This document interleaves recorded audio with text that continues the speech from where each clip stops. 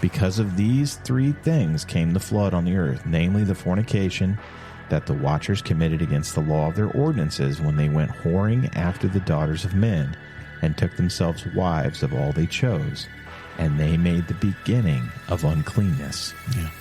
So the sin in the garden was just the tip of the iceberg. The mass uncleanness and all of the death came from what the watchers did. That's why they were punished so severely. Yeah. And then it goes one further, and this is where we get details that we don't necessarily get in the Book of Enoch. And they begat sons, the Nephilim, and they were all dissimilar, and they devoured one another.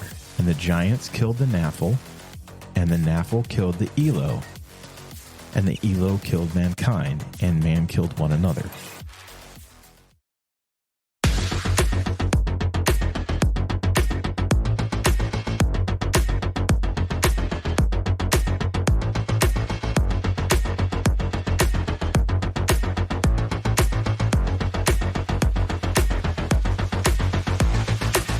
Hello and welcome to the Tinfoil Hat Club. I'm Kyle. And I'm Ben. And thank you for joining us yet again. Ben, we're finally going to do what we've talked about doing for weeks. Yeah. We are going to discuss the Book of Jubilees. Yes, we are. Before we get to the Book of Jubilees, this could be an interesting 24 hours. Yeah, could be. Because by the time everyone is listening to this, we typically record these on Sunday or prior. Let's face it, most of the time it's Sunday. Yeah. Hopefully we're getting into a time where it'll be a little bit more prior, or we'll have a couple in the vault. But by the time everybody listens to this, and by the time this comes out, we could have a cow get sacrificed. Yeah. Everybody was talking Passover, and Passover is, what do we say, 8 hours? Israel's 8 hours ahead of us? Yeah. Overnight tonight, we could maybe have a red heifer sacrifice. I guess we'll see. It would be between, let's see. Because they would do it before sundown, right? Yeah. Whatever that would be. So our time, if it's 12 here, it would be 8 p.m. there. Yeah. So you roll that back a little bit. So if it's 9 o'clock here, it'd be 5 p.m. there. And I don't know what sunset is. 9 a.m. Yeah. It'd be 5 p.m. there. So I don't know. Yeah. It's weird. We'll see. But yeah, so it could be rather interesting. And we'll wake up in the morning. We'll see what happens. Do you think they're going to do it? What's your gut tell you? Think they'll sacrifice or no? If they don't now, I don't know when they will. No, that's true. I don't know either. They've got plenty of opportunities. But like when our son Gabe was home, we were talking about this. It doesn't even really count as a real red heifer since they were cloned. See, I think that they're so desperate to get this done. I think they're willing to. Are they cloned though? I don't know. Is that like official? Like they were cloned. We've like genetically purified these things. Yeah. Is that the gist? Yeah. I guess it doesn't really make any difference because they shouldn't be doing it anyway. But I guess clone's not the right word, but pretty much genetically purified. Yes, like they can selective breeding. Yes. I guess there's nothing in the Bible that says you can't do that. But wait, I think there was, right? Didn't that happen in Jubilees? Oh, what? Where they would separate the animals from one another to try to get a different breed of animals or something? Oh, are you talking about what happened before the flood? Yeah. What a great segue, Ben. Nicely done. We're getting pretty good at this. Yeah. What you don't know is Ben and I we're doing a little testing right now during this episode too that maybe or maybe you won't see, but it'll be fun. It's going to be, I think over the next few months, we're going to enter a new chapter of the Tinfoil Hat Club. Yeah. It'll be we're going to take the game to the next level.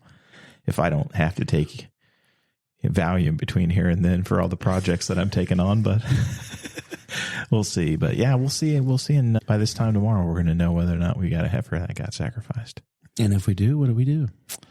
We just keep pointing it out to everybody and say, hey, here's what's going down. Yeah. It's not good. They're definitely going against what they should be doing scripturally. Yeah. So, but, that goes without saying. I mean, they're doing all these things because they don't believe that Christ is the Messiah. So it doesn't matter. Nope. They shouldn't be doing any of it anyway. So where we are. That's right. We'll find out. But as we talked about last week, go figure, Israel did retaliate against Iran. Oh, wow. I didn't see that coming. Go figure. Yeah. And they did exactly what we talked about too, which is they not only struck Iran, but they also struck in Iraq and Syria. Yeah. I heard there was another one that they actually they hit another place in Iraq that was housing like some, I forget who it was, but someone that was basically helping one of the terrorist factions. It's all bad, man. Yeah, it is. only innocents die. That's they do. We talked about it. We've talked about it for weeks on end. That's exactly what's going on. That's what it was said in church today too. Yeah, we talked about it today in church again. Yeah, it's not good, man. No. But we digress, because today we're going to discuss the Book of Jubilees. Yeah. I got to tell you, every time I go back and I read the Book of Jubilees, I almost, in a lot of ways, find it some ways more fascinating than the Book of Enoch. Yeah, it really is. One of the things that I had targeted for us to talk about today, I just had a few things just to get us going. But I think it's important to discuss the fact that, much like the Book of Enoch, I would consider this to be a safe text to read. Yeah. It was found in Qumran and found in a lot. They found this book, these writings, a lot in Qumran. I would say they found more copies of Jubilees than they actually did the Book of Enoch. And all of the copies that they have found, which copies is a bad way to put it, fragments, I guess I should. All the fragments that they found have actually been written in Hebrew, like old school Hebrew. So that kind of lends credence to the fact that they're older. The kind of common thinking is that it was written around 100 BC or 150 to 60 BC. They think it was written around the time of the Maccabean Revolt. There's a lot of evidence that says it could be written before then. We're going to tell you today what the book says when it was written, because it's pretty obvious when you read the book where we're at timeline-wise.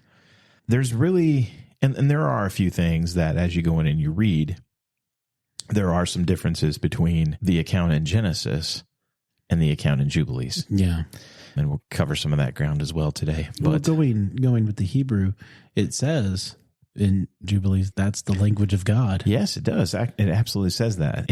And there are some things in there that, it's so funny. There are certain things that when you say it to people, they're like, oh, that can't happen. They're willing to believe in a global flood, but then they don't want to believe giants are as tall as what the Book of Enoch says they were. Yeah. And the one in Jubilees that I think probably gets the biggest scoff is it says that prior to the fall in the garden, the animals could actually speak. Yeah.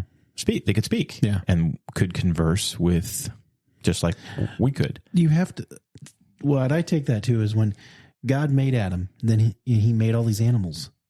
And he said, I couldn't find a suitable helper. Yes. So that means that's what they were there for. Yeah, exactly. And the other thing, too, that we always talk about that is a fascinating point out in that is when you read the account in Genesis. So if you're like, oh, extra biblical is bad, which I think most people that listen to this show is probably like they're on the track where they're willing to engage in some extra biblical literature.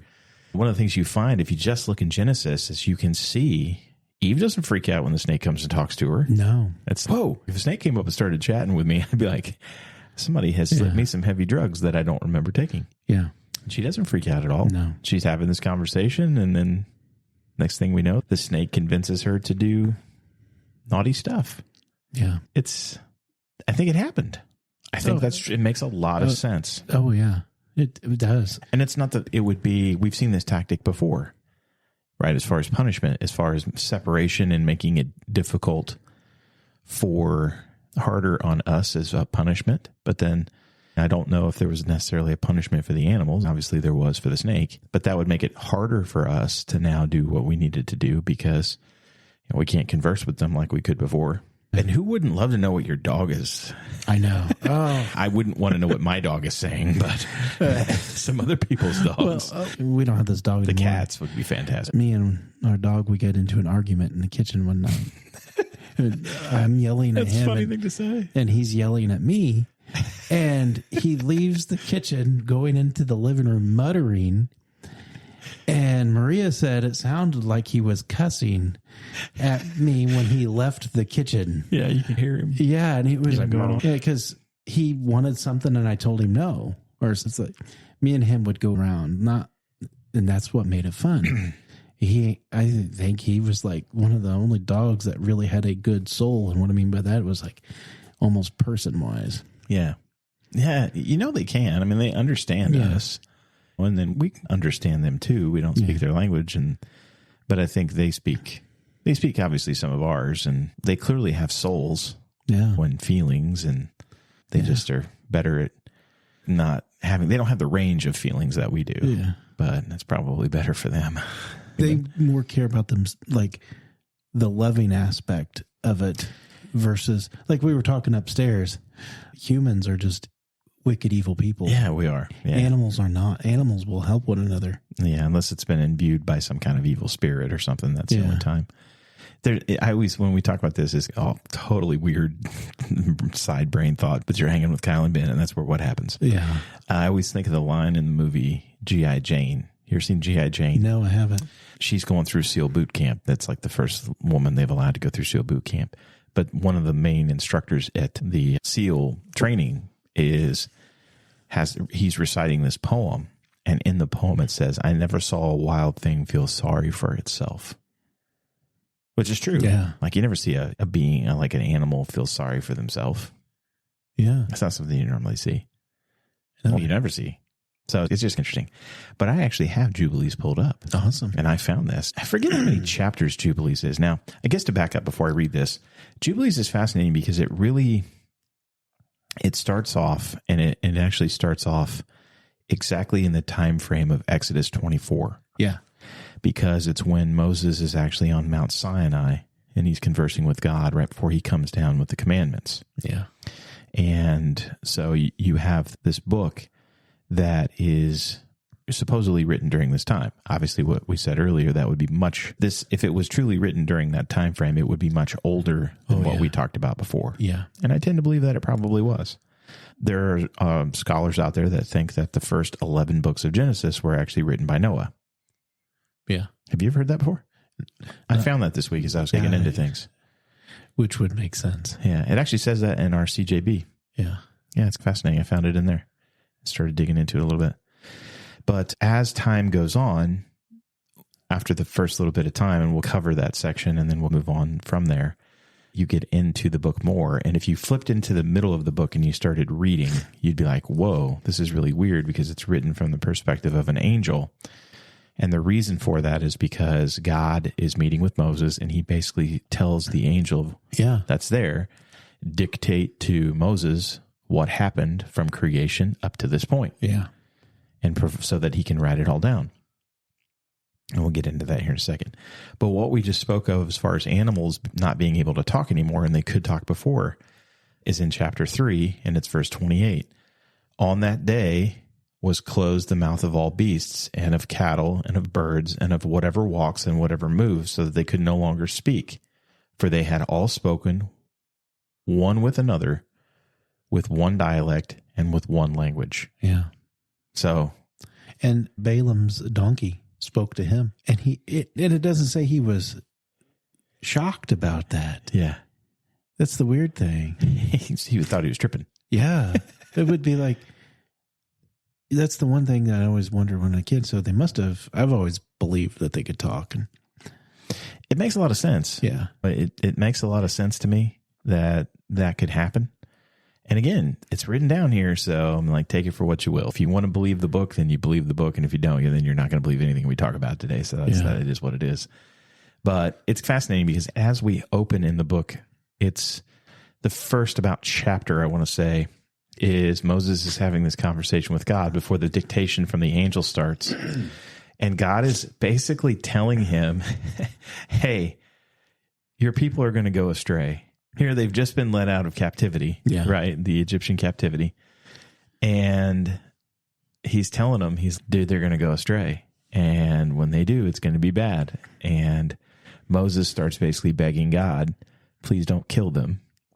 Yeah. And God says, okay, I won't, but I'm telling you, they're going to do these things. And Moses is, no, Lord, they won't do that. And then he changes his tune a little bit and he's, okay, please just spare them when they do, if I'm remembering how this goes.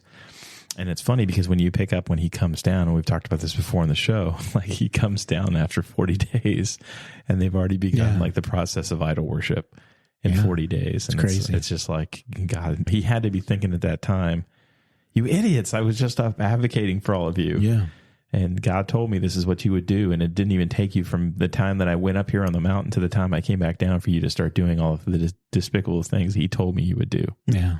So I had another thing about this, because this is a question that comes up too, is, and this really goes beyond just the Book of Jubilees to any ancient recording like this, right? I had someone ask a really good question when we were talking about this on Friday with somebody, and they said, we have this idea that they're chiseling all this into rock.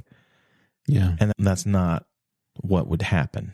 Yeah. More than likely they were using cuneiform, I would say. Yeah. Or some kind of form like that. And for those of you that don't know, we know historically, and I'm not saying this is what they did, but it's a good possibility that this is what they did. We know, if you're not familiar with cuneiform, you can go look it up. You've probably seen it before and you didn't realize that's what it was that you were looking at. But we know, and because we've found them, what they would do, we found them from Nebuchadnezzar's reign even, so that far back, where they had actually taken small clay discs. And what they do is when the clay is still soft and wet, they will actually take like a stick and they will make impressions of different characters on the stick, or on the clay with the stick. And so you get this cuneiform writing. And what they did is they actually, in these tablets that they found, these little discs that they found back in Nebuchadnezzar's day, they actually used them as like a merchant travel pass. Yeah. So you could have these little things that you could carry in your pocket, and you could pull it out and show someone, hey, you're a passport. Yeah, it's like your merchant passport. So it's fascinating. And they found tons of these little things now as they've kind of excavated stuff. So it's fascinating. Moses is up there with rocks and a hammer and chisel, banging out however many. But the crazy thing is the 10 Commandments were written by God's finger. On the rock. On the rock. Yeah. Just boop. Yeah. And then Moses gets mad and well, that's after when he comes down and he sees what the knuckleheads are all doing. It breaks them. Throws them down and breaks them. And then God said, you write the next tablets. Yeah. It always reminds me of the scene from History of the World. Oh, yeah. These 10 commandments. He drops one accidentally. It was 15 around 3 tablets, and he drops one and he says 10. Yes. I don't know. Some people would probably not find that funny and think it's sacrilegious, but I found it funny. Yeah. It's Mel Brooks, man. When we were talking about that, that's what I was thinking. Yeah, I know, it was fun. So yeah, as you go forward, this book is so fascinating because it gives a lot more detail during the creation account. Oh yeah. Because after God and Moses have the kind of the circle talk about how everybody's going to go astray, and God agrees not to just wipe them all out, and we move forward, and God gives the direction to the angel to dictate to Moses so he can record the history of everything that had happened. And so he starts to do this, and we walk right out of the gate through the story of creation. We'll be back after a quick break.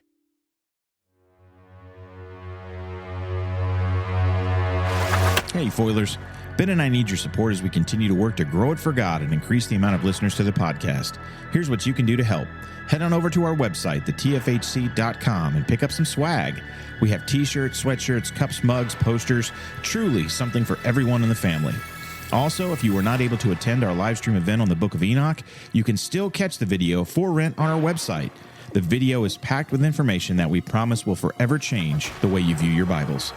If you have questions after watching or want to reach out to us at any time, be sure to send us an email at thedudes@thetfhc.com. Feeling charitable and want to give to the cause? Consider donating using our Cash App link, which can be found on our website. Last, come and be a part of the TFHC family on Facebook, Instagram, YouTube, and Rumble. And be sure to like, subscribe, follow, and share with everyone you think would enjoy the podcast. Thanks to each of you for your love and support. And now, back to the show.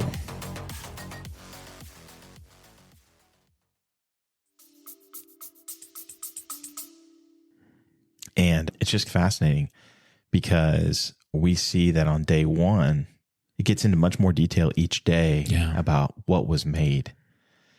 And we can see that on day one, we have one of the questions that doesn't necessarily get answered in the Bible of where do the angels come from?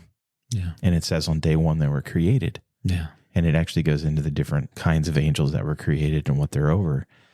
And you can see a detailed account specifically of each day of what God created. Yeah. So the only thing that's fascinating to me as I got to digging into this and comparing it to the Bible and everything, do you know the only thing that I've never found where it says God created it is the Elohim? Do you remember anywhere that it says that the Elohim were created by God? Yeah. So one could make the argument that the other Elohim actually existed like God. Maybe he did create him, maybe he didn't create him. But we know Christ was created, firstborn among all creation. And we know that the angels were created and everything that would fall under that camp. But man, we don't have any record whatsoever that the other Elohim, the other small little G gods were created. Maybe that's a head tripper. Maybe they were with maybe they were with the angels and they were like, maybe they were the in charge angels that were supposed to do stuff. Could be. And I don't know. Because Elohim is meaning a term for God. Yeah. It just, or however big you want to say it, Elohim. So yeah, I don't know. That's just a fascinating one. But then as you go forward, it gives a much more detailed account of after creation, how things timed out in the garden. Yeah. And it talks about... They were there 7 years. Yes. So they were actually created. And this says this in the Bible too. It's easy to skim past it. Yeah. But Adam and Eve were not created in the Garden of Eden. They were created outside the Garden of Eden. And don't take Kyle and Ben's word for it. Open up your Bibles and go to Genesis. You'll read for yourselves. And I think I've discussed my theory about where they were created before. Is this where you're talking about where he had pulled the souls out of the pit or like that they had? No, where I think he made Adam over by Egypt. Oh, yes. And then he put Adam in the garden. And when they got kicked out, they went towards Babylon. I remember you saying that, and then I was reading something. I want to say it's in Revelation. And it talks about, he's actually talking about Jerusalem, but he says the spirit is like that of Egypt. Yeah. And it's just fascinating to me because clearly the Egyptians got into all kinds of wicked stuff and fell. Yeah. So I always thought of that. And then your origin of that was used. Yeah, I don't know. We don't know for sure. Yeah, but it's just a fascinating theory. Because it said he made him, and then he put him eastward. Yes. And then they get kicked out eastward. Yeah. And of course, nobody knows where the Garden of Eden is. Everybody's tried to find it or whatever. Yeah. Supposedly they've found it again or something. Oh, they find it every 5 years. It's somewhere else. If you believe what's ever on TikTok. Oh, TikTok. Yeah. Oh, that's great. Yeah. 100%. I don't even look at TikTok. I don't have TikTok on my phone. Oh, those little videos that pop up. I don't watch them. So all of our stuff's on YouTube and Facebook and Instagram, but we don't do the TikToks. No. Maybe we should. I don't know. I don't know. If God leads us down the TikTok road, then I have Yellow Brick Road floating through my head right now with altered lyrics. I had a Stevie Ray Vaughan song. Oh my goodness. With that. Yeah. But no, it's interesting. They weren't created in the garden. They were put in the garden. Yeah, exactly. One of the other things that's really heavily hit in the Book of Jubilees is definitely about the calendar. Oh, yeah. And the Sabbath being holy. Oh, yeah. That is hammered hard. Yeah. Hard. It is. That's the fascinating thing. And the other thing, too, is the account of how the calendar is supposed to work in Jubilees matches Enoch. Yeah. So it's supposed to be a 364-day calendar. Yeah. The other thing that you'll find when you read the Book of Jubilees, which if you guys want to go out there, I will try to remember to include the link because I got a PDF that we're actually referencing today that anybody can get their hands on. I will try to remember to put this up on our Facebook page. So if you're not a member of our Facebook family, you can go find the Tinfoil Hat Club on Facebook and join us there, and you'll get your hands on the PDF. And if you don't have time to read it, it's on Spotify for free. Oh, yeah, because you said you were listening this week. Yeah, I listen to everything at work. Yeah, that's true. Very good. I got halfway through it. Yeah, it's fascinating. It's about a 5-hour read. Yeah, because what happens after it really walks through, obviously, up until the point where to where this was being recorded, which is for Moses up to that point.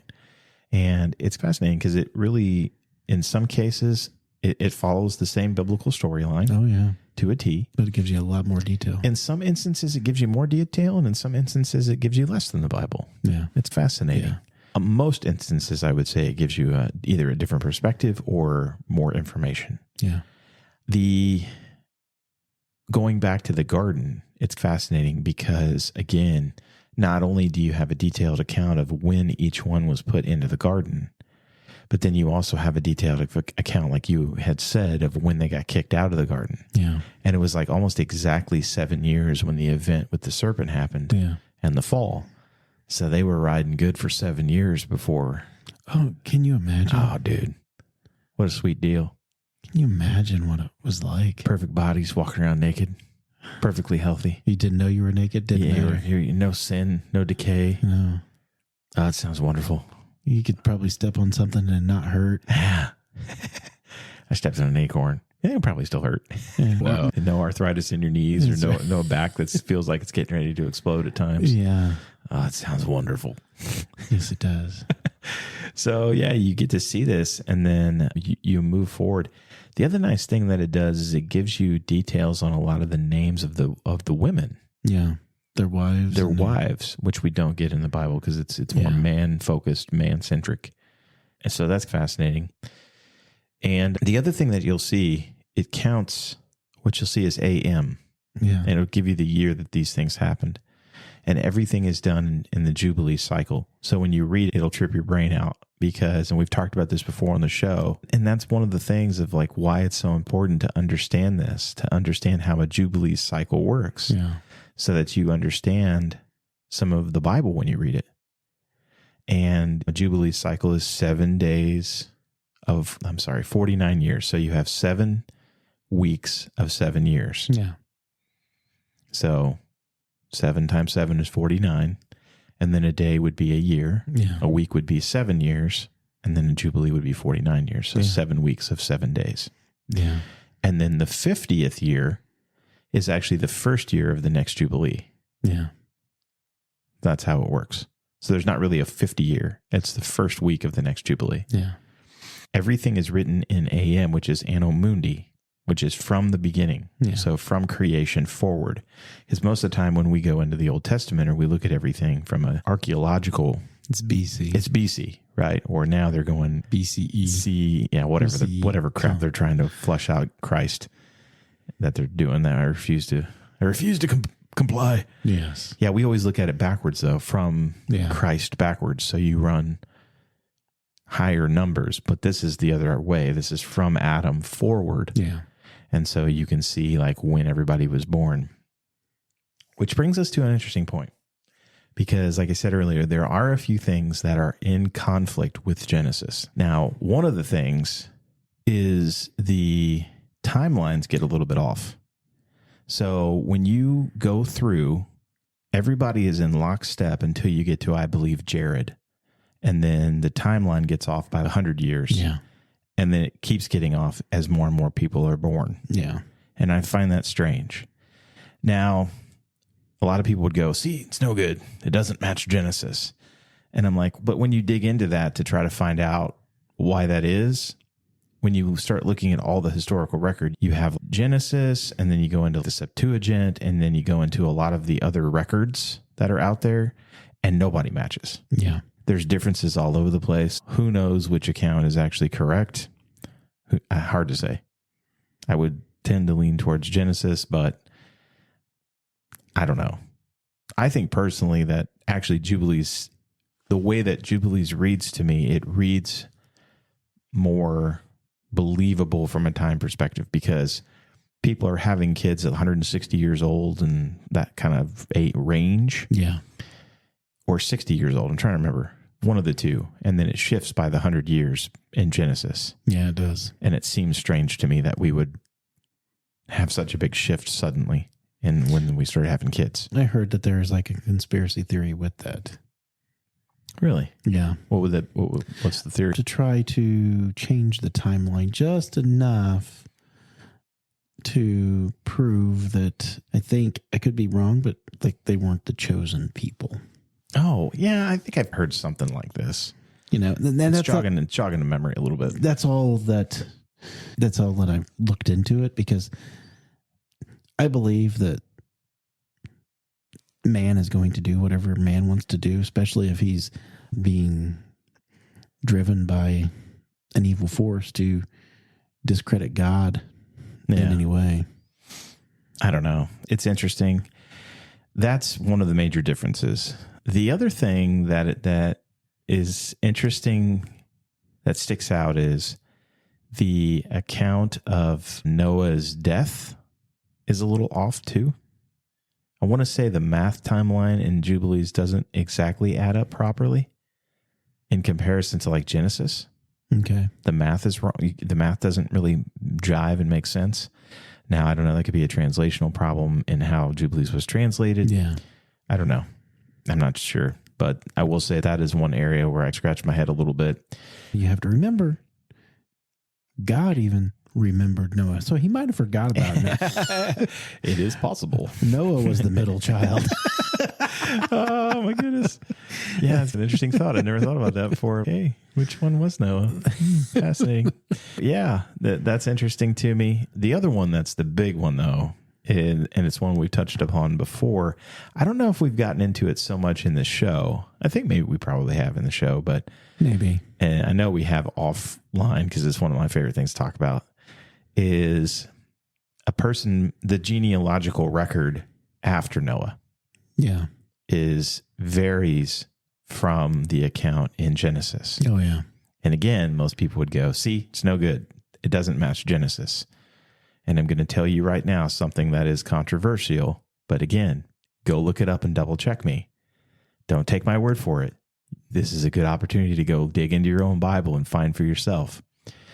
In the account of Genesis and again in Chronicles, the same genealogical record is used. And when you go to the first few people that were born after Noah, so the sons, right? And the sons of the sons. Yeah. So Shem, Ham, and Japheth. I forget which line this one is. I think it actually might be Shem. It will say that Arphaxad actually had Shelah was his son. And that is wrong.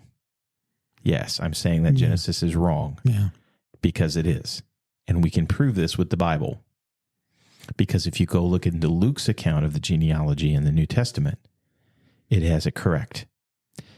Arphaxad actually had a son named Cainam, however you want to pronounce it. Not Canaan, but a Cainan or a Canam.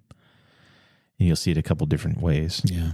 And then he is the one who was the father of Shelah. So technically, Shelah was Arphaxad's grandson. Yeah. And it's interesting to me that particular individual was omitted. He would have done something bad. Yes, he would have. Look at you. You're like a fastball pitcher down the middle. Yeah. And even churches do that. What, write them out of the record? Yeah. Right. Yeah. People disown them. Yeah. Family members do that. Do you think, now we'll say what he did, and then I want to follow up and see why you think that this happened. It seems like you just said why you think it happened, but I want to dive into that a little more. Because Ben is right. This particular individual, and it talks about it in Jubilees, is guilty of something. And what he's guilty of is... It even says what he did. Yes. And I'm going to pull it up here. And I will read this. This is in chapter 8. Okay, so I'll just read the account here, and then folks we can dive into this a little bit more.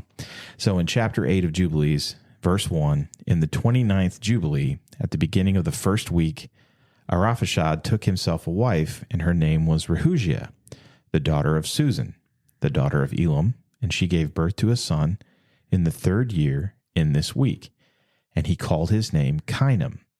The son grew, and his father taught him writing, and he went to seek for himself a place where he might seize a city for himself, which is an interesting line because it paints him as a jerk, but he's going and taking other people's stuff. Yeah. That's the way it reads. He found writing which former generations had carved on a rock, and he read what was on it, and he transcribed it, and sinned because of it, for it contained the teaching of the watchers, which they had used to observe the omens of the sun and moon and stars in all the signs of heaven. Yeah. He wrote it down and said nothing of it, for he was afraid to speak to Noah about it, for he would be angry with him because of it. And then it just goes on and says that he took himself a wife and he had kids. And do you think if he would have told Noah he found it, Noah would have offed him? No, or maybe it would have been like, oh man, I told you don't mess with that stuff. Oh, I'm sure, yeah. Like a grandpa would do. But usually grandpas are pretty... I don't know, maybe he would have killed him. Maybe. You got to think, we clearly know this is why we wipe the earth, right? Yeah. To get rid of everything that's going on with the Watchers, which we got a little ahead of the game here just because we were talking about stuff. We're going to back up to the Watchers here in a second because that's a fascinating read to get into here because it gets into much more detail. Yeah. I think that this particular... Do you think he was omitted? I guess going back to your question, do you think he was omitted because he sinned? Yeah. Yeah, that's hands down, that's what it was. The other thing that I find extremely fascinating about this, and again, if you go read Luke's account of genealogy of Jesus, guess who shows up in the record? Yeah. He shows up properly, where he was omitted in the Old Testament. What I find fascinating about this is one of the things that we can establish from an archaeological standpoint all over the place is that we can tell, archaeologically speaking, that as they find more and more of these old structures and they excavate them, all these ancient structures that one can't figure out who built them and how they built them. But the thing that's crazy is they're always astrologically aligned to match the stars or the solstices, or they had some kind of advanced celestial knowledge. Yeah. And I just find it fascinating that the particular writing that he found just so happened to be that celestial knowledge. Yeah. What are the odds of that? Yeah. So I find that kind of and I think most pyramids are aligned with Orion's belt. Yeah, when you go look at the 3 great pyramids in Giza, they are. They're not in a line. They're just off like the belt of Orion is. Yeah. And then you get into the Pleiades, which I think is part of his bow. Yeah. Orion's bow, I think. Yeah. Pleiades plays a huge part. But yeah, a lot of solstice alignment too, where the sun on the solstices will shine just perfectly right into these temples or these structures. They were doing a lot of worship of whatever that all ties into. I can't tell you exactly. Yeah. But that's fascinating to me. Yeah. I shared on our Facebook page where they found where I think Noah's wife was buried. Yeah, you were saying that. I don't know if I've seen that. Yeah. Her name, Zara? Yeah. I believe is her name. And again, the only place that you will find that is in the Book of Jubilees. Yeah. Is the only place where his wife's name is mentioned. Said she was 15 feet tall, which would make sense. Really? Yeah. And when did you put that up? Yesterday or today in the morning when I was sending you all that stuff. Oh, yeah. I've been crazy busy. I haven't had a chance to look at it yet. I'm not ignoring you, my friend. I know. I need 5 more things to do, really. That'll finally put me over the edge and send me to the funny farm. But no, to your point, so just going into what we're talking about. In the 25th Jubilee, Noah took himself a wife, and her name was Imzara, the daughter of Rachiel, the daughter of his father's brother. In the 1st year, in the 5th week, and in the 3rd year of it, she gave birth to Shem. Would that make her a cousin, I think? Yeah, first cousin. First cousin. In the 5th year of it, she gave birth to Ham, and in the 1st year, in the 6th week, she gave birth to Japheth. So that's interesting. Yeah. I think that too is, I read somewhere that maybe that doesn't jive. Because we read in the Bible, Shem, Ham, and Japheth, which that would be correct. Yeah. What I just read. It would be Shem would be the oldest, Ham would be the second oldest, and then Japheth would be, or Japheth would be the youngest. Yeah. So it's always the middle child, man. Yeah. Those middle kids. I know. Always causing all the problems. Yeah, that's true. I'm not a middle child. I'm not. We're the babies, man. Yeah. It's good to be the baby. It's good to be the baby. You get special treatment. Yeah. But yeah, no, it's fascinating. And this kind of carries on because, like I said earlier, you can see a lot of the wives' names, which is fascinating because you can see. And then when you go back far enough too, like, yes, there's ancestral relationships that occur because they're populating the earth. They don't have a choice. And they're pure. Yeah, and they're pure. Because then we start having the whole thing with the Watchers, start having all these things. Yeah. And that's one of the things too, is you can read the account in Genesis, which you just like rock skipping off a pond when it comes to Genesis 6:4.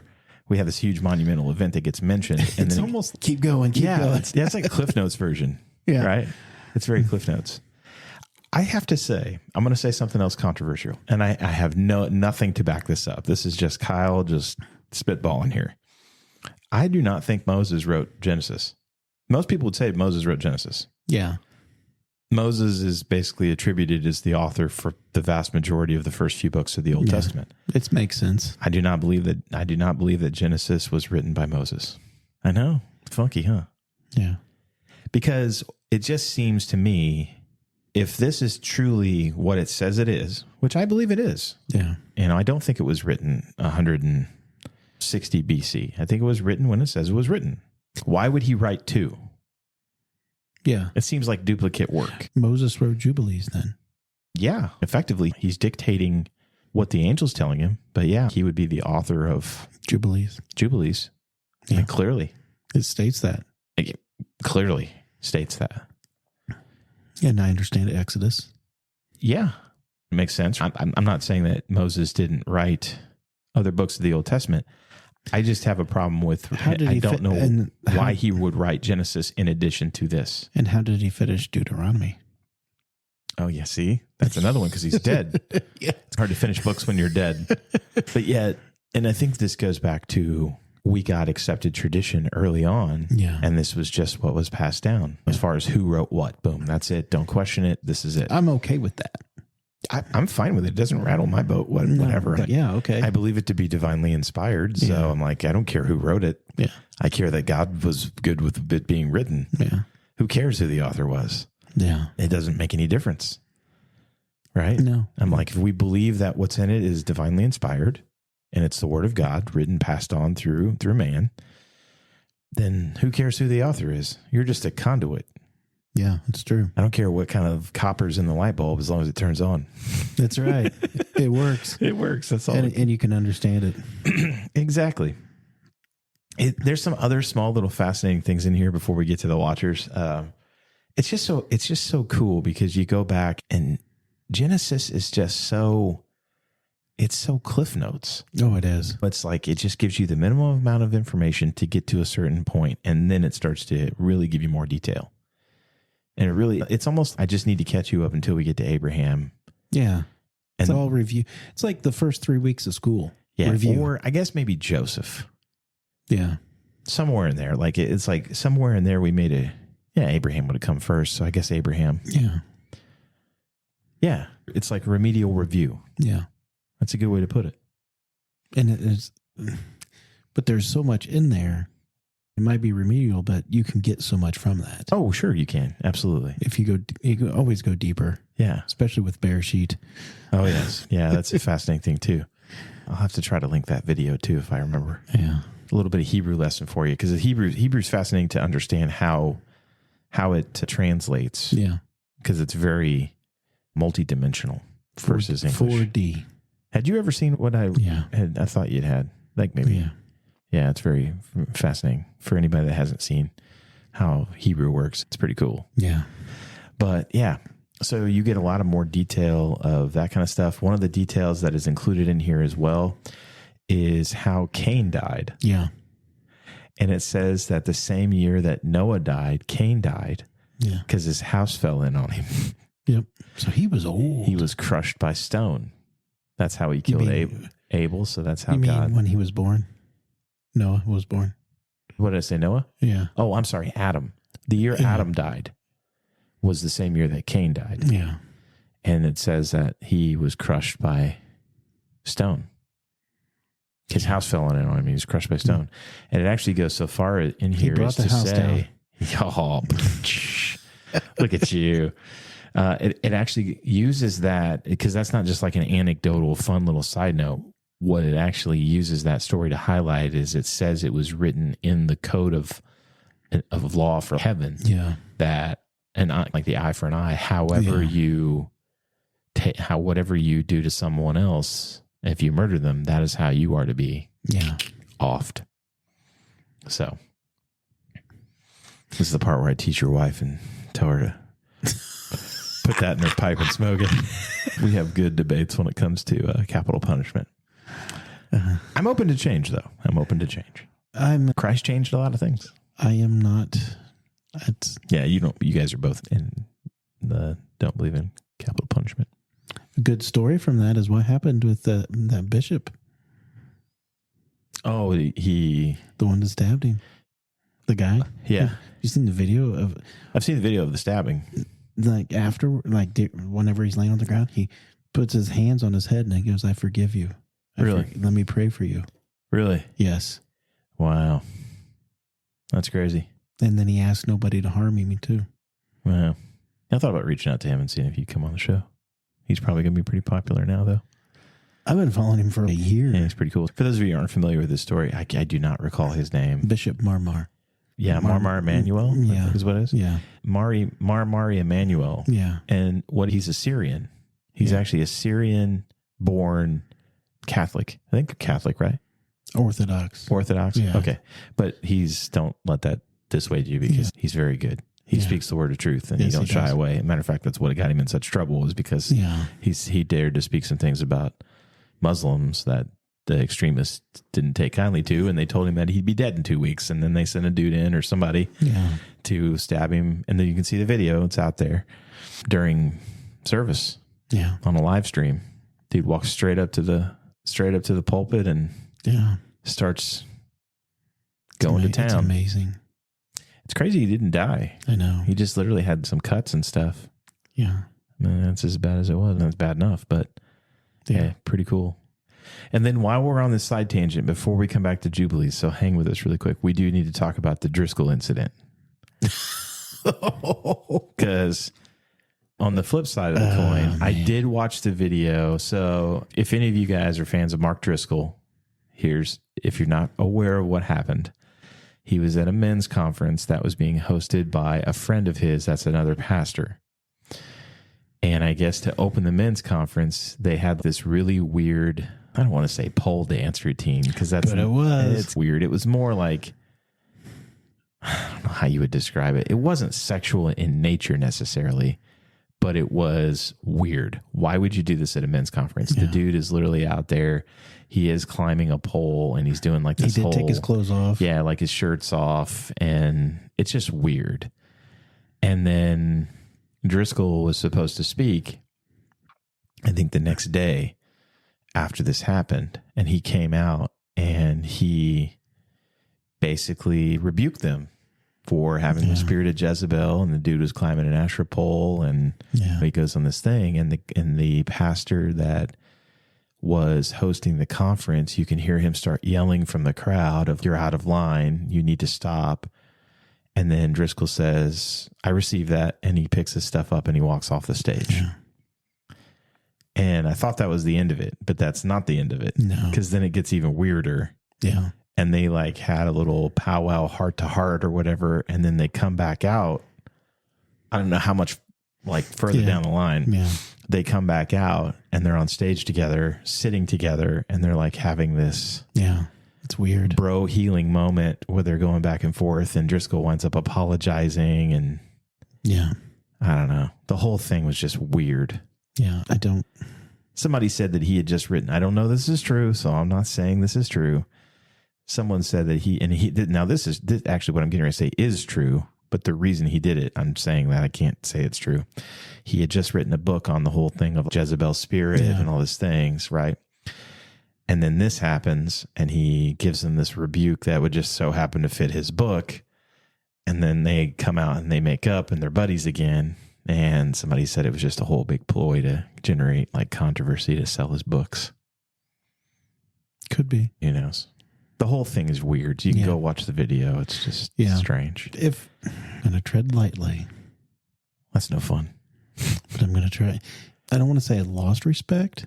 Oh, I think that's fair to say. I think you did. But I did. I did lose respect for that. How could you not?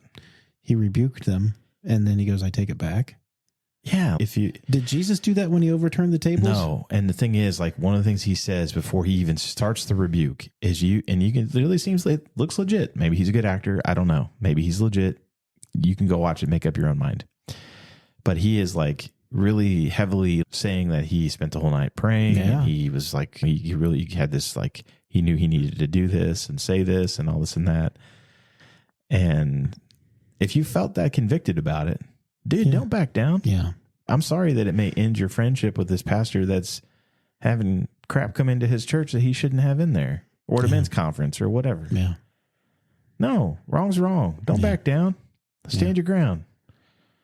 Yeah. Well, it made me sing Tom Petty to everybody. I did lose. I was like, because I even called you and I was telling you about it. Yeah, you did.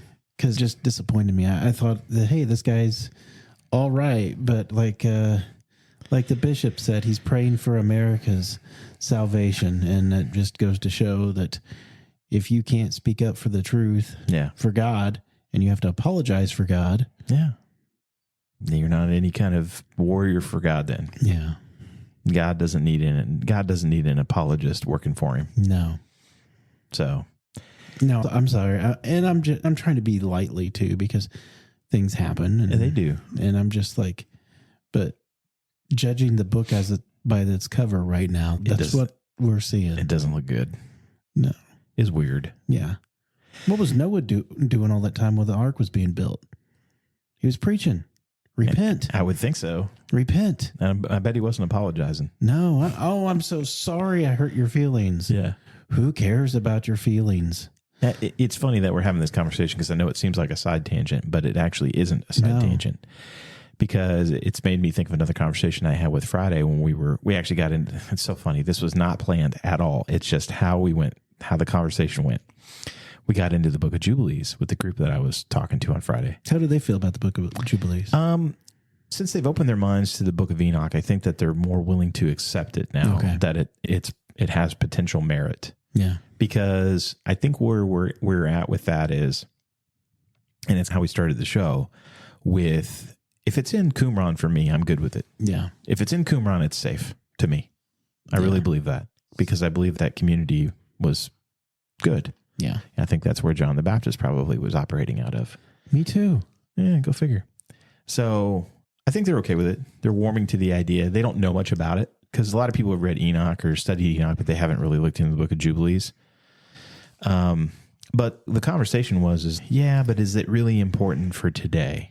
Because if it was left out of the Bible, is it really relevant and important for today? Who left it out of the Bible? That's the question. We've gotten into other territory now. That could be a whole nother show, and we've touched upon it before, but you got to dig into the history. And I said, yeah, absolutely. I said, it's more relevant today to me than it ever has been before. Oh, yeah. And the reason for that is because what it does is it highlights this spiritual warfare that we are engaged in right now. That when we were kids, the spiritual warfare was more veiled than it is now. Oh, it was, yeah. I find that now it's either thinly veiled or not veiled at all. Yeah. It's like right out there in your face, and it doesn't even try to hide. Yeah. And these two books, Enoch and Jubilees, highlight the origin story of that spiritual warfare. Yeah. And you get a much greater taste, or a much more complete history to understand where things come from. Yeah. And one of the things too is when you are not operating in ignorance, you're in a much better place to understand what's happening when you see it. Yeah. And the other thing too that's really important is I think the church has beat it into everybody's heads for years of, don't touch that stuff. If it's spiritual at all, then just don't touch it. Yeah. And it's, what are you talking about? That's like the essence of what everything that we're dealing with is. We are not, this world is not what we were supposed to have. Yeah. We are spiritual in origin. Yeah. We have spirits, right? Like we have souls and spirits. Thus, we come from that world. Yeah. We're just here now because of what happened back then. And so you have to understand what happened back then so that you can be better while you're here until you go back. Because when we die, where are we going? Yeah. We're going back to where we came from. We're going back home. Yeah. We're going back to the spiritual side where we came from. Yeah. And that's get into a little bit. My dad talked about this, like spirits longing, like the gut feeling or what? I'm sure there's probably another New Age name for it, but when you get close to someone, you can feel their spirit, whether you like them or not. Yeah. And if you know an evil spirit, you're going to feel it. Feel it. Yeah. Yeah. It sharpens your attunement. Yeah. For that radar. Yeah. Like when I see things, and doesn't mean you're always going to be right, but it just, you're more open to it. Whereas everybody right now, like a lot of our brothers and sisters in Christ are sleeping to this stuff. Yeah. Like they just have no idea when they turn on, like when I watch Taylor Swift now, I see it. Like everybody else just watches Taylor Swift and they think, oh, this sweet little thing. And it's okay to put my 10-year-old daughter in front of her and let her just absorb it all. And I'm like, dude, no. Like we read some of the lyrics and the imagery and all these things. I'm like, there is a spirit of evil that is in here, man. We just had this conversation last night where he's like, how can you not like Taylor Swift, but you were listening to AC/DC? I'm like, I'm still trying to figure this out myself. At least AC/DC's up front. They're singing Highway to Hell. I mean, that's the thing is it's so veiled. It's more veiled when it comes to Taylor Swift in some ways. Yeah. But in other ways, it's not veiled at all. You know, like when you look at the imagery and the serpents and all this dark imagery, and it's really whacked out, man. I always, this popped in my head. I always like the Gadsden flag. Oh, yeah. The serpent flag? Yes. And then when I realized, wait a second, don't tread on me. And then you go to Genesis 3:15. I'm like, I got a problem with that flag. Yeah. And I had one and I threw it away. Yeah. When you really think about it, don't try to, okay, so what are you saying? You're saying you're Satan? Here's another one, because you got the other flag, the Appeal to Heaven flag. Yeah. And it's the pine tree. Okay. Would that be like an Asherah pole? Yeah, it would be. Appeal to Heaven? Yeah. Which makes sense, because who were the forefathers? Who were a lot of the people that were heavily involved in the Revolutionary War? Yeah. They were Masons. Yeah. And unfortunately, we engage in a lot of, occultic and paganistic practices, whether we're aware of them or not. That's just part of what happens when you're involved in Masonry. Yeah. So. Yeah, it's crazy of the fingers of the occult, how far they go. Oh, yes. Very much so. Yeah. Yeah, very much so. And the church thought they closed their doors and they're safe, but no, it creeps in. Yeah, because they close their doors, and then they also, while the doors are closed and you think you're safe, you shut your minds off. Yeah. And you say, it's okay to study this part of God's word, but it's not okay to study that part of God's word. Yeah. And it's you either study God's word or you don't. Yeah. We are spiritual beings living on a physical plane. Yeah. That's what we are. And if we don't know the spiritual, we're just wandering around in the darkness, bumping into trees and rocks and all kinds of stuff. Yeah. And again, the spiritual warfare, this is the origin story of the spiritual warfare. You're going to get a really good understanding and a good deep take. Are you getting ready to go where I think you're going to go? I am. I got it pulled up. You can even see it highlighted right there on the screen. And what was the guy's name? Who? The guy that we're getting ready to talk about. Oh, you think we're going to talk about Azazel? No. Who are we going to talk about? Mastema? Oh, no. I wasn't going to go there. I was going to go to the Watchers first. And then we're going to because that's another fascinating thing too, right? The Mastema. Yeah. So there's your teaser for here in a few minutes. Yeah. No, I figured we'd cover the Watchers first, and then we could get into old Mastema here in a minute. Man, we're just like, bang. I know, we're all over the place here, so that's okay. So again, you can see where you get, what you get in Enoch is you get an account of the Watchers. But I think in some ways, this adds a little bit more to the story. Like it gets a little bit more deep into the story of the Watchers in some cases. And this is actually in chapter 4. And I'll pick up in verse 15, because one of the things that it does is nowhere in Enoch does it really talk about when the event occurred where the Watchers decided to start taking wives for themselves, or even when they descended. It doesn't really talk about when. It doesn't give you a timeline. We get a little bit of an idea of time when we start looking into Jared's name. Yeah, exactly. For Jubilees. And here you go. And it's in chapter 4, verse 15 is where I'll pick up. In the second week of the 10th Jubilee, Mahalalel took to him a wife, Dinah, and the daughter of Barachiel, the daughter of his father's brother. And she gave birth to a son in the 3rd week in the 6th year. and he called his name Jared. For in his days the messengers of Yah descended on the earth, those who are named the Watchers, that they should instruct the children of men, and that they should do judgment and uprightness on the earth. So then it continues forward, and we do a little bit more. And we actually get into Enoch, because Jared was Enoch's father. Yeah. So Jared and talks about he takes himself a wife and who that was. And then they have Enoch, and it says, he was the first among men that are born on earth who learned writing and knowledge and wisdom, and who wrote down the signs of heaven according to the order of their months in a book, that men might know the seasons of the years according to the order of their separate months. He was the first to write a testimony and testified to the sons of men according to the generations of the earth, and recounted the weeks of the Jubilees, and he made known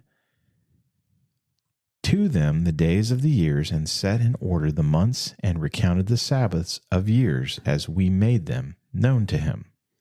And what was and what will be, he saw in a vision of his sleep, which would be the animal apocalypse. That's in the book of Enoch.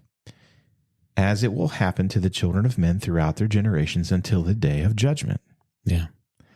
He saw and understood everything, and he wrote his testimony and placed the testimony on earth for all the children of men and for their generations.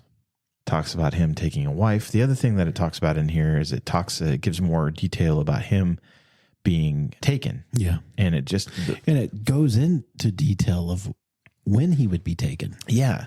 Because it talks about him having Methuselah, because Methuselah was his son. Yeah. And he was not just taken after 365 years. No. He was taken, phased in and out. Yeah, it's like he's phasing in and out of this spiritual realm. And what did it say he became? Yes, it does talk about him. He the way that it reads to me, because he's known as the scribe. Yeah.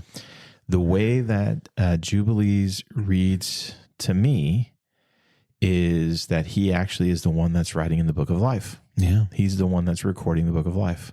Yeah. He was taken to the garden, and that's where he remains, and he is recording the book of life until the end when the book is opened. That's the way it reads. Yep.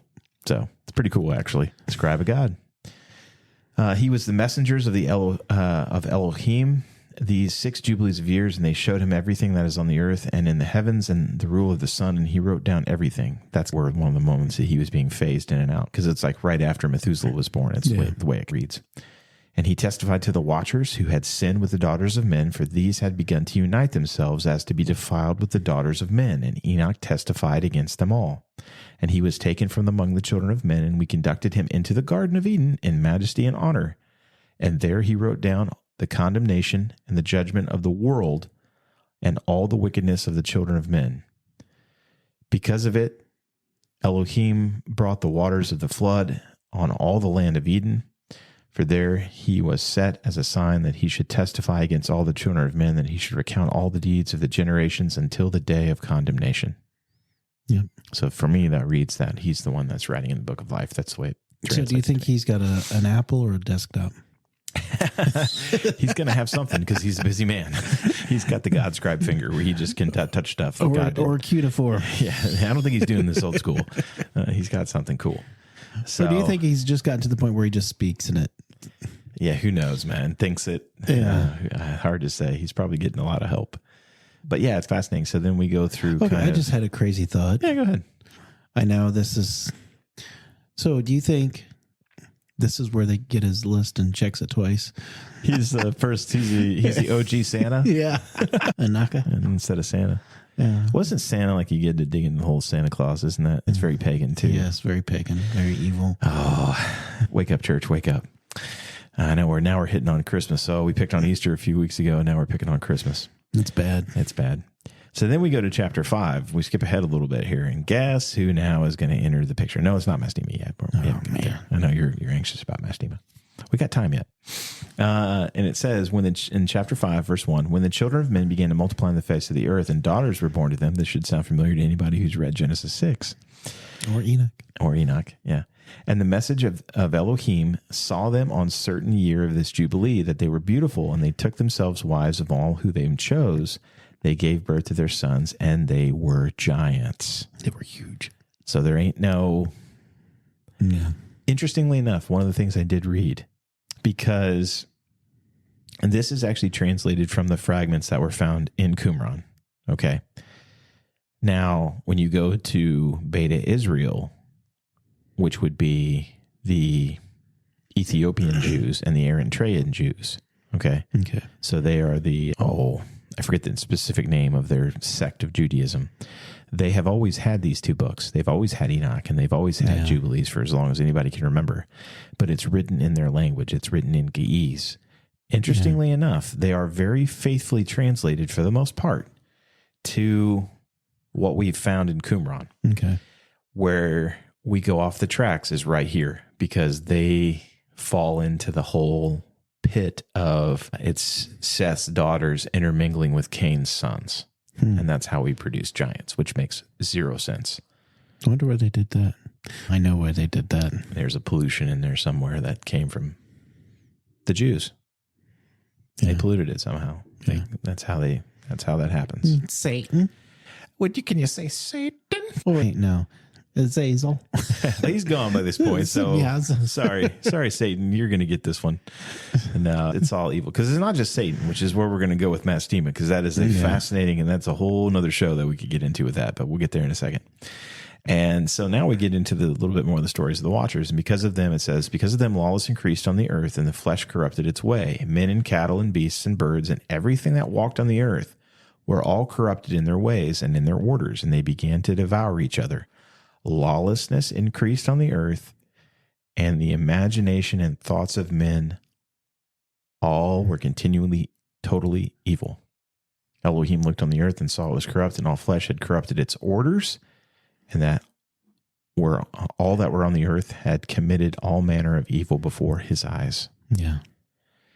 And he said he would destroy man and all flesh on the face of the earth that he had created. But now Noah found grace before the eyes of Yah. So then we move on to that. But we get a little bit back into a little bit more detail of the Watchers here in a second, which we'll get to.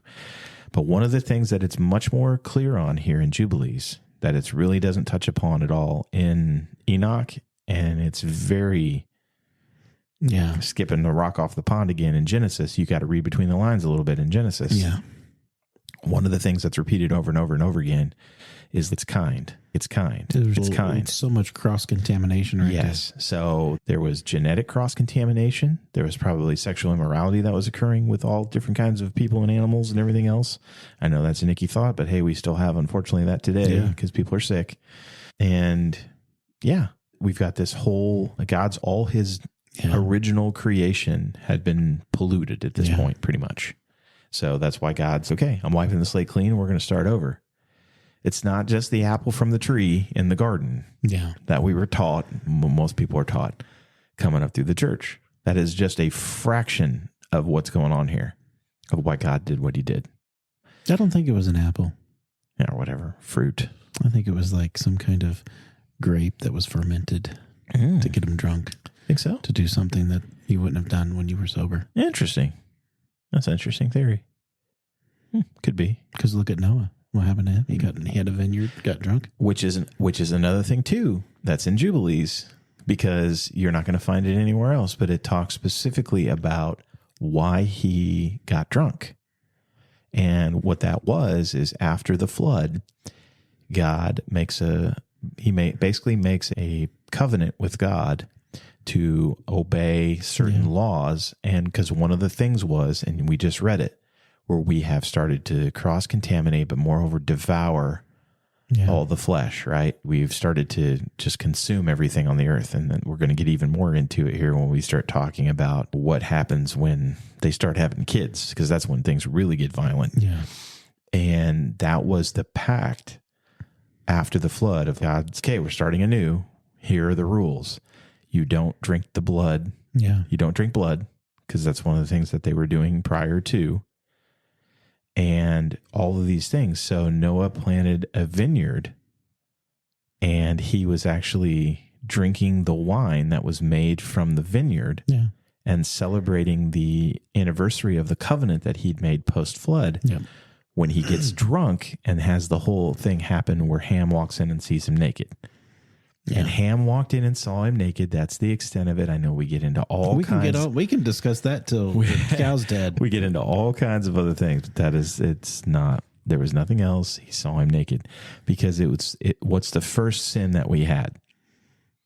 Like the sin was the eating of the forbidden fruit. But what is the first thing they realized after they sinned? They were naked. They were naked, right? Yeah. So there's a huge shame, even today, not as much, unfortunately, because of how depraved we are, with nakedness. And someone seeing you that you do not intend naked. Yeah. So anyway, that's like you said, a whole nother show. Yeah. So then we move forward, right, with the Watchers and the punishment for them, which is going to be, hey, you're going to watch your kids get offed, right? You're going to watch your kids murder each other because we're locking you up. It's 500 years. Yeah, and I think you're getting the 500 years. I think it's really through Jubilees, not necessarily Enoch. I think it says in Enoch. I get the two mixed up sometimes on which one has which. Can you imagine a war going on for 500 years? Yeah, it takes a long time to kill everybody off, especially when they keep having kids, and especially when they're that big. How they got to be cut them down like a tree? They're still alive. Yeah, it's I'm trying to find where it's. Excuse me. I'm trying to find where it's talking about it in here. Yeah, it was like a big civil war. I mean, fighting and everything. Yeah. It goes on to the Noah story and then it comes back. And I'll pick this up. And this is in chapter 7.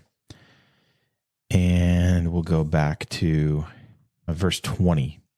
In the 28th Jubilee, Noah began to direct his sons in the ordinances and commandments and all the judgments that he knew. And he exhorted his sons to observe righteousness and to cover the shame of their flesh, and to bless their Creator, and honor thy father and mother, and love their neighbor, and guard their souls from fornication and uncleanness and all iniquity. Because of these three things came the flood on the earth, namely the fornication that the watchers committed against the law of their ordinances when they went whoring after the daughters of men, and took themselves wives of all they chose. And they made the beginning of uncleanness. Yeah. So the sin in the garden was just the tip of the iceberg.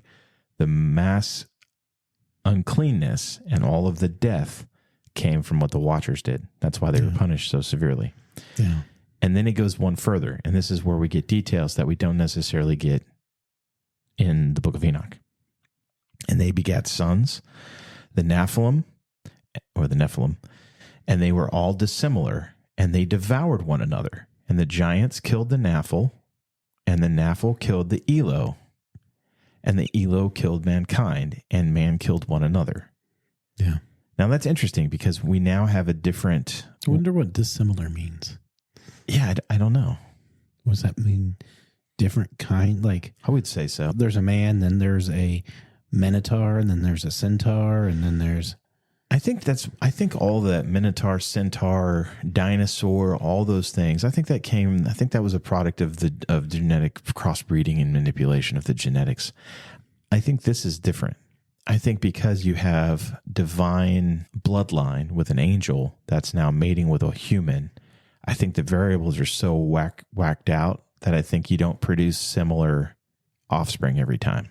Yeah. I think you produce all wackadoodle things. I don't think you necessarily get a minotaur out of that, but I think you do produce weird stuff from that where they're not going to be. I guess I was thinking, okay, let's say they have a kid. Let's say there's the kid from the angel and woman. He goes, I'm going to go mess around with something. Boom. But said the Nephilim were dissimilar. Yeah. It says that, and they were all dissimilar and they devoured one another. That's interesting. I don't know. So if an angel, and this is where it also talks about, there's a clear distinguishing between the giants and the Nephilim. And then there's also another group in here called the Elo, ELJO. Okay. Again, not mentioned in your Bible anywhere, right? Because we really don't talk about it at all other than Genesis 6. And then the only other time we have giants mentioned is going to be in the New Testament. I'm sorry, that's not true. We do have an account in Leviticus, I do believe, where they're getting ready to go on the promised land and they see that they're giants, but they're not. And they said they would devour us. Yeah, we look like grasshoppers in their sight. Yeah. Is the way they're referenced. But I think you're getting in that instance, I think you're getting a much more polluted, watered down version of what we have here. So do you think the Elo would look like the one guy from the 300? Don't, Leonidas. Leonidas, you were wrong. You were wrong. No, I don't know. But I do think, and I think the Elo must be some kind of also crossbreed between these genetic offshoots. Yeah. Because if a Watcher and a woman make a Nephilim, that's huge. What happens when a Nephilim and a woman mate? Yeah. You're going to have a watered down version. Yeah. Or a weird version of something. What happens when a Nephilim and a Nephilim mate? Yeah. What happens when the offspring of these start mating cross? So I think the Elo is going to be another offshoot of this. And I think what happened was, as the Watchers started having kids, I think the kids were they probably were huge, right? Yeah. And they probably could exert their control over their parents, potentially, and then all these other offshoot. Because that's what always happens, right? You have like genetic purity, which they would view themselves as a pure offspring, right? Between an angel and a woman.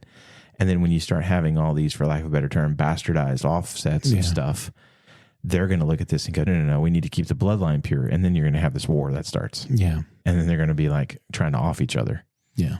So that it makes a lot of sense with how things typically work. Yeah. And we're going to deliberately do the things necessary to help them kill each other, and you're going to watch Watchers while we lock you up. You're going to watch this happen. All of your offspring's going to kill each other because they were not part of the design. No. Their names aren't written in the Book of Life. No. Which is interesting is what happens to them when they die. They don't.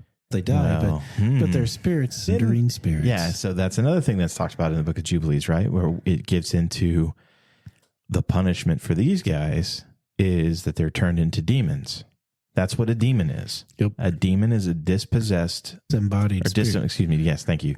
Disembodied spirit of one of these dead giants. Yeah. And the Nephilim and all this group. Yeah. Yeah. So now that's where demons come from. So now people aren't what's a demon? Where does it come from? It's a fallen angel. No, it's not a fallen angel. It's an offspring of these critters. But that's too hard to digest. Come on. That's more realistic to me than thinking that it's an angel. Yes. Exactly. But until you read this, you're ignorant. Yeah. Because it doesn't get into the origin of things in the Bible. Yeah. It just doesn't. And that's because I think for these people, for a lot of our forefathers that wrote the Bible, this was known information to them. Yeah. They would look at us today and go, how do you not know this? Like they would probably look at us with like kind of awe that we're this ignorant to stuff, that we don't know any of this.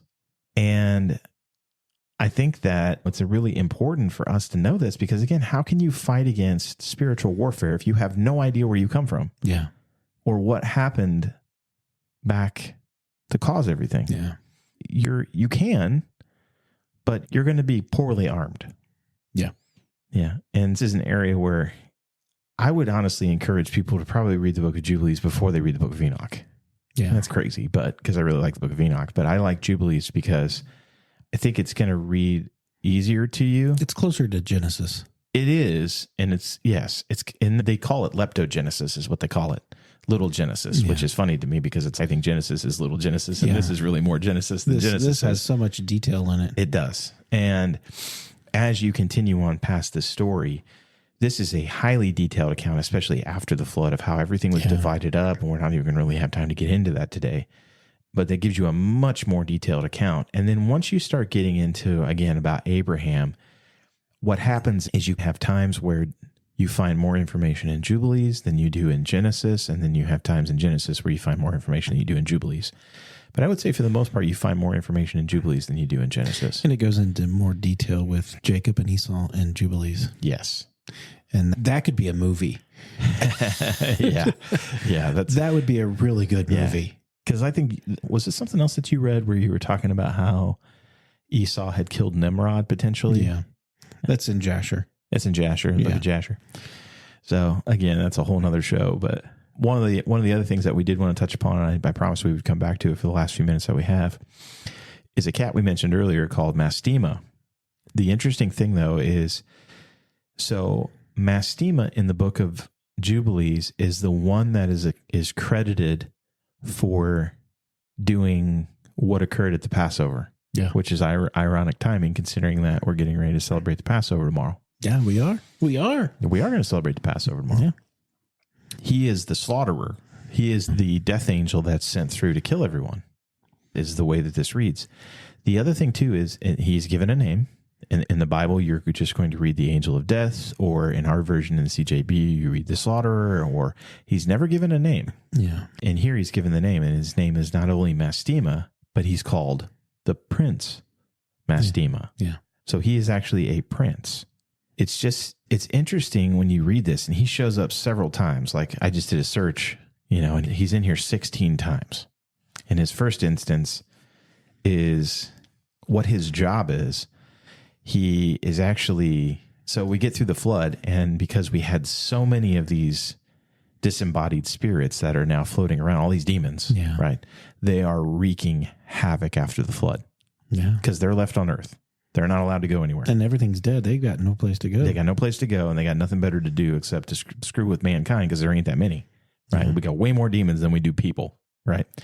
And they are causing chaos with Noah's offspring. Yeah.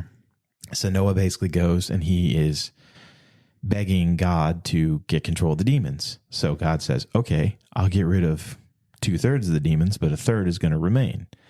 And actually, the one that is crying that you're getting rid of too many of my demons is this cat, Mastema, that shows up. And we see this in chapter 10. It's in verse 8. The chief of spirits, Mastema, came and said, Yah, Creator, let some of them remain before me, and let them listen to my voice, and do all that I say to them, I shall say to them.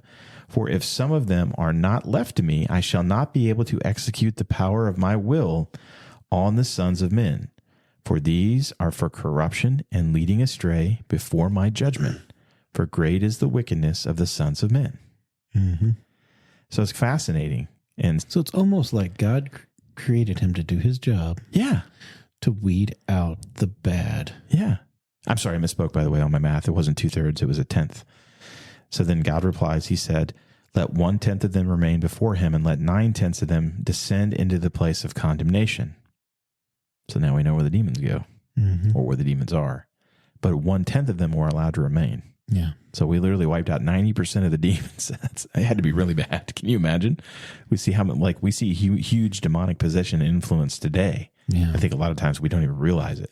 Yeah. And that's just what 1/10 that was left. And I think anywhere, there's been different accounts of how many there were, anywhere between 500,000 to 1 million. Nephilim. So how many? Between, I think, 400 to 1 million. So 1/10, that's 100,000. Yeah. Yeah, because the breeding was allowed to go on for quite a while before God finally came in, because you got the exchange that you see in Enoch, where it's Michael and Gabriel or Raphael, or I think it was all 4 of them, and they were like, holy cow. God, please, can we stop this? Yeah. Michael was the one that went and said, this is terrible. Yeah, we got to stop this. Please, is there something, God, that we can do to make this quit? And that's when God said, and all 4 of them were like, oh man, this is bad. Yeah, it'd be so bad. Can you imagine? No, So, I can't. No, we can't. We really can't. So then you see Mastema again, and it says after this, Prince Mastema exerted himself to do all this, and he sent out other spirits which were put under his control to do all manner of wrong and sin, and all manner of transgression, to corrupt and destroy, to shed blood on the earth. For this reason he called the name of Serug, for everyone turned to do all manner of sin and transgression. I don't know what that means. That's an interesting one. So that's your introduction to Mastema. And then he shows up a couple of the times, just to wreak havoc and, screw up the party. But the interesting thing, one of the stories that we see after this, is we see that he is the one that, the way that it's written in here, is in, what chapter is this? This would be chapter 17, and I'll pick up in verse 16. Prince Mastema came and said before Elohim, look, Abraham loves his son Isaac. Yeah. And he delights in him above all things. Tell him to offer him as a burnt offering on the altar. and you will see if he will do this command, and you will know if he is faithful in every way that you test him. Yeah. So he is the one that was behind this little test session. It was almost like he was jealous of him. Yeah, exactly. Because God called Abraham, and it goes into detail of what Abraham did in Jubilees to get out of. Yeah. He did a lot. And yeah, this goes on for a chapter or two. Yeah. It's pretty fascinating. So then, obviously, he doesn't kill him, but he was willing to because God stops him. And it just says Prince Mastema was put to shame. Yeah. And he was bound by the messengers, which is interesting. Yeah. But not forever. No. Because it goes on here, and again, he shows up a couple other times. But one of the ones he shows up is it talks about how he was the one that tried to kill Moses as Moses was... circumcise his son. Yes. Yes. And then after that, he is the one that he actually is restrained. And during the Exodus, because he is the one that's basically whispering in the ear of Pharaoh to go and chase them through the Red Sea. Yeah. And then obviously we know how that all ends. So, yeah, this guy shows up several times. Prince Mastema stood against you and sought to deliver you into the hands of Pharaoh. He helped the Egyptian sorcerers when they stood up and committed the evil acts that they did in your presence. Indeed, we permitted them to work, but their remedies we did not allow to be worked by their hands. Yeah. Which is what we see in the account in the Bible. I was thinking about the time when David did the census, and then God gave him his judgment. And was he? I don't know if he was behind that. I thought he was. It doesn't name him, but I think it says the angel or the slaughterer. Mm-hmm. Okay, so it would have made sense that. Is that saying in the Bible? I think our CJB might say the slaughterer. Interesting. So yeah, there you go. Yah our Elohim, through all the people whom he, Mastema, brought to pursue Israel into the middle of the sea, into the depths of the bottomless pit beneath the children of Israel, even as the people of Egypt had thrown their children into the river, he took vengeance on 1 million of them. So would he be a Elohim? I don't think so, because it says prince. But but in Psalms it said you will die like humans. Yeah. Does it call them princes? I'm trying to remember. I'm trying to remember too. I don't know. It's a fascinating thing that you can get into and look at. God will have his judgment on him, I'm sure. Yeah, exactly. Yeah. The real question with him is he doing what he was created to do? Because it doesn't seem like it. Like it seems like he's this entity. He seems like a Bart Simpson. He's just going to do evil on his own. I don't know. It's a wacky thing. But the other thing too is what it does is it highlights, I think, the fact that there are other negative and bad entities out there just besides the devil. I think the devil gets credit for too much stuff sometimes. Yeah. And there are other people that are responsible for things. Yeah. As Michael Heiser said, there's a lot of adversaries out there. Exactly. Yeah, because when you talk about, there are other princes that are mentioned, right? Like Satan is referenced as a prince. Yeah. But then I think when you really go digging into a lot of these spirits and stuff that are doing wicked stuff, because you and I believe that the Satan, quote unquote, the adversary that shows up in the book of Job, we do not believe is the Satan that we see in the New Testament. Yeah. It had to be someone else. And it's interesting because he is never mentioned, Mastema is never mentioned in Jubilees in regard to Job. Yeah. Job is never mentioned at all. Yeah. So it's interesting. Yeah, it's because Satan's more of a title than anything else. Yeah, it just means adversary. Yeah, so how many and they're all, their game plan's the same thing. They have all the same ending. Yeah. Job, or the one in Job he was like, hey, check this guy out. Yeah. It's funny because it's the same game that we just played with Isaac. Yeah, like a tempting, hey, check us. And then when Jesus was in the wilderness, it wasn't, he tempted him, but it was like he showed him everything and could give him everything. Yeah. And that one wanted to be worshipped. Yeah. And that's totally different than just like a little game. Like what we read. Yeah. Yeah, it's fascinating. So anyway, there's your teaser cliff notes. Yeah. There's a lot more in there we didn't cover. Yeah. But Jubilees. I was taking notes and everything, and I didn't even get to what I highlighted because I'm like, no. Yeah, I started going through actually the book I have upstairs. I started going through and I was highlighting and making notes and stuff all along the way, and I think I paused, and I need to get back into it because it is fascinating. Yeah. And I have not found anything that is. There are a few minor things that we talked about, right? There's a little bit of a difference too between the account in Enoch and the account in Genesis and Jubilees. Genesis and Jubilees are in lockstep with the account of who built the ark, whereas Enoch says that the angels were actually building the ark. Didn't the angels say they built in Jubilees as well? No, it says Noah did. I'm pretty sure I looked that one up, and it said Noah. Okay. But again, it could be by proxy. Because we get a lot of things that are by proxy, right? Yeah. God is also credited with things that God didn't necessarily himself do, but ordered to have done. Yeah.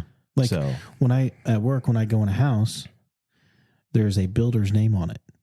The super's name is on the house that built it. Yeah. He didn't build it. Yeah, the guys did, but the crew did, but his name is attached. Yeah. So by proxy, he's the one responsible. Yeah. He's the super. He's the head honcho. And that's what Noah was. Yeah. Exactly. Yeah, it's exactly right.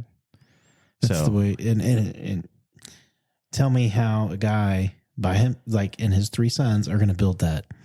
They're not. I think that there had to be angelic intervention there to help. Because the giants weren't going to help him. No. That's a fascinating thing too. Is like there's a lot that's not said in that story because you know that they had to be coming to like, especially you got to think when things started going sideways, people are going to want in that boat. Oh, yeah. You know what I mean? When like the writing's on the wall, they're going to want in that boat. Jasher said they were pounding on it. Like 100,000 of them were beating on it. It wouldn't surprise me. And they were like... Now, by the time, I guess to be fair, by the time that he starts building the ark, there's probably very few giants left.